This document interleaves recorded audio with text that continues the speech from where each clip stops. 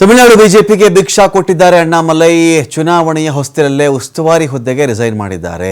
6 ವಿಧಾನಸಭಾ ಕ್ಷೇತ್ರಗಳ ಪಕ್ಷದ ಉಸ್ತುವಾರಿಗೆ ಅವರು ರಾಜೀನಾಮೆ ಕೊಟ್ಟಿರೋದು.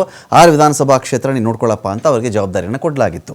ಸಿಂಗಾನಲ್ಲೂರು, ಮಧುರೈ, ದಕ್ಷಿಣ ವಿರುಗಂಬಕ್ಕಂ, ಕಾರೈಕುಡಿ, ಶ್ರೀ ವೈಕುಂಠಂ, ಪದ್ಮನಾಭಪುರಂ ಕ್ಷೇತ್ರಗಳ ಉಸ್ತುವಾರಿಗೆ ರಿಸೈನ್ ಮಾಡಿದ್ದಾರೆ ಅವರು.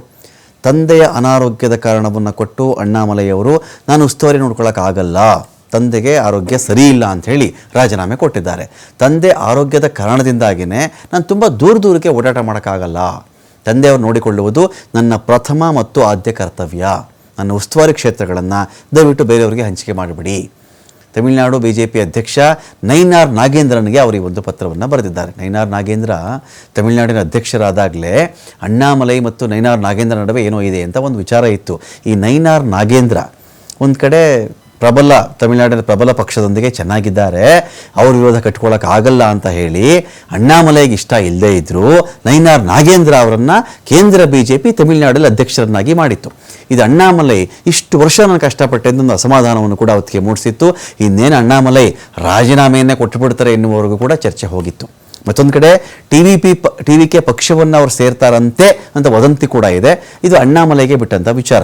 ಕರೂರು ಸ್ಟ್ಯಾಂಪೀಡ್ ವೇಳೆ, ಕಾಲ್ತುಳಿತದ ವೇಳೆ ಅಣ್ಣಾಮಲೈ ಅವರು ಟೀಕೆನೇ ಮಾಡಲಿಲ್ಲ. ಟೀಕೆ ಮಾಡಬೇಕಾಗಿತ್ತಲ್ಲ, ಇವರೊಂದು ಬೇರೆ ಪಕ್ಷ ತಾನೇ, ಟಿವಿಕೆ ಪಾರ್ಟಿಯವರು ಅಲ್ವಲ್ಲ, ಯಾಕೆ ಟೀಕೆ ಮಾಡಲಿಲ್ಲ ಅಂತ ಬಂದಾಗ ಇಷ್ಟಲ್ಲೇ ಅವ್ರು ಪಾರ್ಟಿ ಸೇರ್ಕೊಂಡ್ಬಿಡ್ತಾರೆ, ಅದಕ್ಕೆ ಟೀಕೆ ಮಾಡಲಿಲ್ಲ ಅಂತ ಕೂಡ ಚರ್ಚೆ ಬಂತು. ಘಟನೆಯನ್ನು ಚೆನ್ನಾಗಿ ಅರ್ಥ ಮಾಡಿಕೊಂಡು ಮಾತನಾಡಿದರು. ಅಣ್ಣಾಮಲೈ ಅವರ ಹೇಳಿಕೆ ಟಿವಿಕೆ ಪಕ್ಷದಲ್ಲಿ ತುಂಬಾ ವೈರಲ್ ಆಗಿತ್ತು.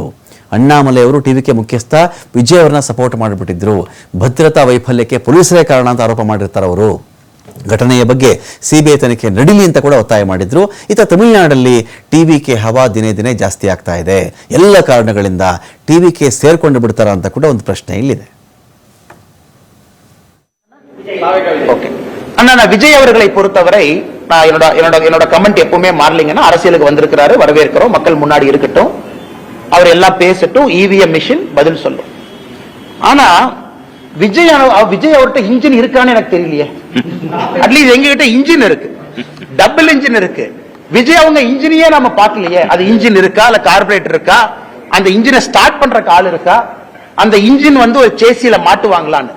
வண்டி இல்ல, சேசி இல்ல, இன்ஜின் இல்ல, அதுக்குள்ள போடுற பெட்ரோல் இல்ல, டீசல் இல்ல. ஆனா இன்னைக்கு விஜய் அவர்கள்